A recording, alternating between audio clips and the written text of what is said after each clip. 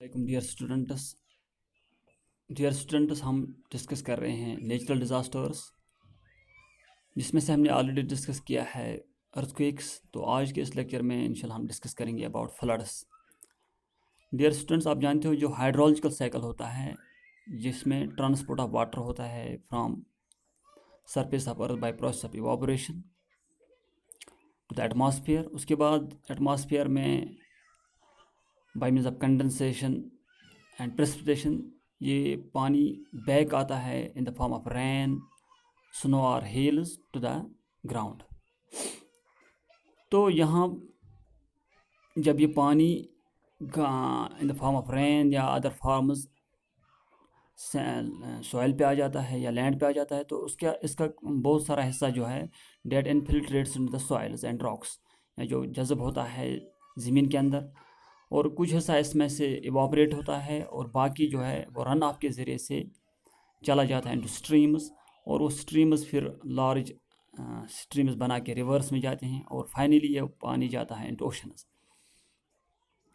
और जो एरिया जहाँ से पानी ड्रेनेज के ज़रिए से बाय मीन्स ऑफ रेनफॉल, ये स्नो मेल्ट या ग्राउंड वाटर जो पानी होता है वो ड्रेनेज के ज़रिए से स्ट्रीम्स रिवर्स या रिवर सिस्टम्स में जाता है, उस एरिया को हम नाम देते हैं ड्रेनेज बेसन और वाटरशेड।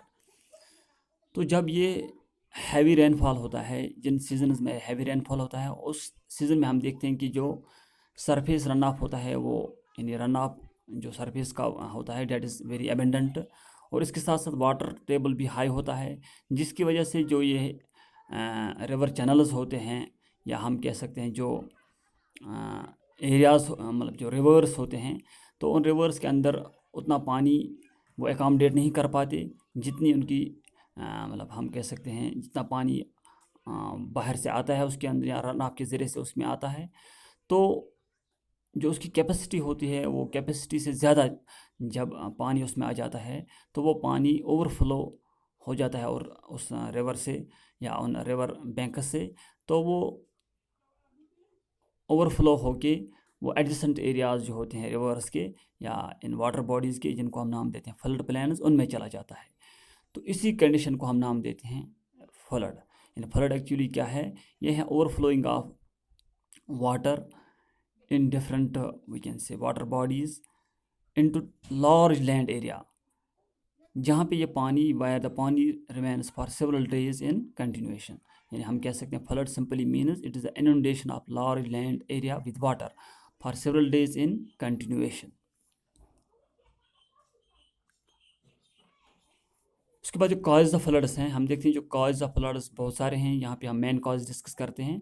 तो एक कॉज है इसका डिफॉरेस्टेशन। हम जानते हैं जब डिफॉरेस्टेशन होती है जनरली जो एरियाज़ होते हैं अलॉन्ग द वाटर बॉडीज़, या हम कह सकते हैं जो वाटरशेड एरियाज़ होते हैं, वहाँ पे अगर ज़्यादा डिफॉरेस्टेशन हो जाएगी तो उस डिफॉरेस्टेशन की वजह से वहाँ पे फ्लड्स के आने के इम्कान ज़्यादा बनते हैं। इस तरह से दूसरा इसका कॉज है डेट इज़ प्रोलॉन्ग्ड रेनफॉल। अगर रेनफॉल ज़्यादा देर के लिए रह जाए या ज़्यादा पीरियड ऑफ टाइम के लिए रह जाए तो उससे भी फ्लड्स आते हैं। तीसरा कॉज है इसका ह्यूमन और एंथ्रोपोजन एक्टिविटीज़। हम चाहते हैं कि जो अर्बनाइजेशन हो गई है, यानी पॉपुलेशन ग्रोथ की वजह से या पॉपुलेशन एक्सप्लोजन की वजह से टाउन्स और सिटीज़ का क़याम वजूद में आ गया है, तो उससे जो अर्बनाइजेशन हो गई है, या इसी तरह से जो रिवर्स जो है उनका जो कोर्स था, उनका जो हम कहेंगे जो उनका जो फ्लोइंग एरिया था वो कम हो गया है, वो चेंज हो गया है। इस तरह से एक्टिविटी मतलब बिल्डिंग एक्टिविटीज़ हो गई है, एग्रीकल्चरल प्रैक्टिस हो रहे हैं।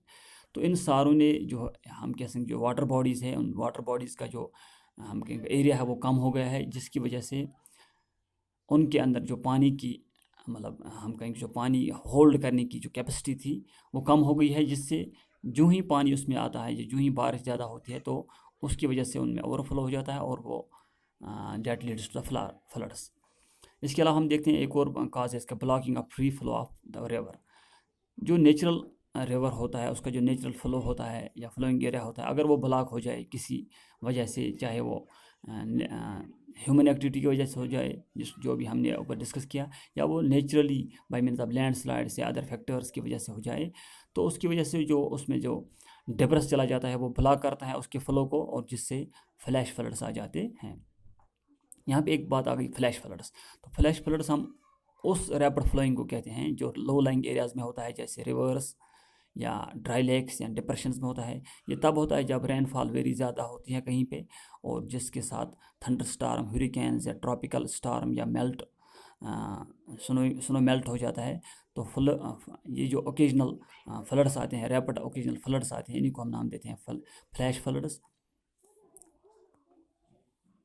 इसके बाद है इफेक्ट्स ऑफ फ्लड्स। तो जो फ्लड्स होते हैं इनके बहुत सारे इफेक्ट्स हैं, जैसे नंबर फर्स्ट, इससे डैमेज होता है बिल्डिंग्स का, हाउसेस का, रेलवेज़ का, ब्रिजेस का, कम्युनिकेशन सिस्टम, यानी हर एक जो इंफ्रास्ट्रक्चर होती है हमारी, वो डैमेज हो जाती है। इस तरह से हम जब देखते हैं, जब फ्लड वाटर जो है, जो एडिसेंट एरियाज़ में जब चला जाता है या रेजिडेंशियल एरियाज़ में जब चला जाता है, तो वहाँ पे that forms a breeding ground for the mosquitoes. और जब मॉस्किटोज़ वहाँ पे उनकी पॉपुलेशन बढ़ जाती है, that leads to different disease like malaria, dengue, और people are expose to epidemics, यानी there is large scale we can say large scale flow of diseases in an area. इस तरह से हम देखते हैं फ्लड्स से क्या होता है, बायोडाइवर्सिटी लॉस होती है, मैनी प्लांट्स एंड एनिमल्स जो होते हैं जो फ्लड्स के अंदर आ जाते हैं, दे डाई, और मैनी हैबिटेट्स आर लॉस्ट। सो जिससे बहुत सारे ऑर्गेनिज्म दुनिया से ख़त्म हो जाते हैं, उनका सर्वाइवल ख़त्म हो जाता है, और that leads to loss of biodiversity.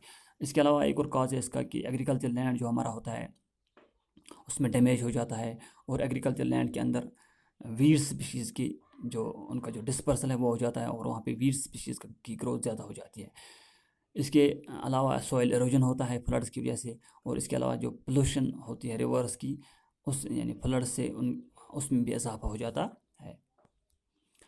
अब एक कंट्रोल मेजर्स हैं, प्रिवेंटिव मेजर्स। तो फ्लड्स जो है, फ्लड्स को कंट्रोल करने के लिए हम बहुत सारे इकदाम उठा सकते हैं, या we can control floods to a large extent by taking some measures as.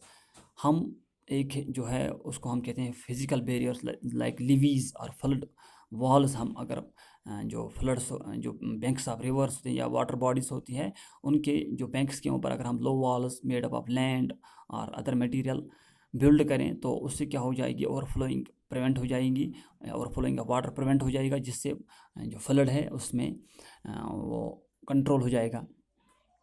दूसरा, जो अगर हम कंस्ट्रक्शन ऑफ रिजर्वायर्स करें, अगर रिजर्वायर्स हम कंस्ट्रक्ट करेंगे जो वाटर होता है, ओवरफ्लोइंग वाटर जो होता है या फ्लड वाटर जो होगा, उसमें वो समा जाएगा, that store the water during rainy days या during we can say thunder storm. तो उस दौरान जब पानी ज़्यादा होता है या पानी ज़्यादा रन ऑफ ज़्यादा आता है, तो अगर हम बड़ी बड़ी स्टोरेज रिजर्वायर्स का हम वो बनाएंगे, तो उसमें वो स्टोर हो सकता है वो पानी। इस तरह से तीसरा है एफॉरेस्टेशन। एफॉरेस्टेशन अगर हम करेंगे, हम जानते हैं जो फॉरेस्ट होते हैं वो एक इम्पॉर्टेंट रोल प्ले करते हैं इन कंट्रोलिंग द फ्लड्स। जो ट्रीज़ होते हैं दे स्टोर वाटर्स, और इससे फॉरेस्ट से क्या होता है कि जो वाटर होता है that is allowed to go into the soil, और फॉरेस्ट को हम नाम देते हैं नेचुरल एब्जॉर्बर्स ऑफ वाटर।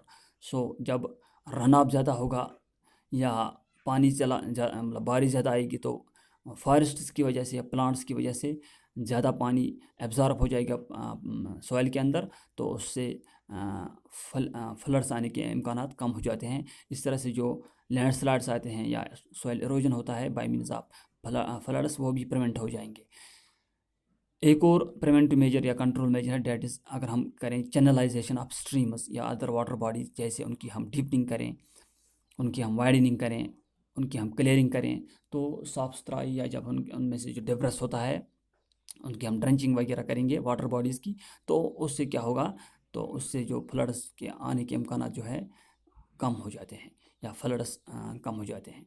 इस तरह से हम क्या करेंगे, जो फ्लड प्लेन्स होते हैं या जो एडसेंट एरियाज़ होते हैं वाटर बॉडीज़ के, उनको हम अगर इंक्रोच करने से परहेज़ करें, या उनकी इंक्रोचमेंट को हम उनके ऊपर जो हम नाजायज़ तजावुज़ात जो हैं या नाजायज़ तामीरात को जो हैं उनको हम ना बनने दें, तो वो उससे क्या होगा, उससे मिनिमाइज़ हो जाएगा इंक्रोचमेंट, और फ्लड प्लान्स जो है दे कैन स्टोर वाटर, और they can hold water, we can say hold water during the floods. So इससे क्या हो जाएगा, इससे फ्लड्स के आने के इम्कानात कम हो जाएंगे। तो that was about floods, their cause, effects and control. Hope you have understood. Thank you.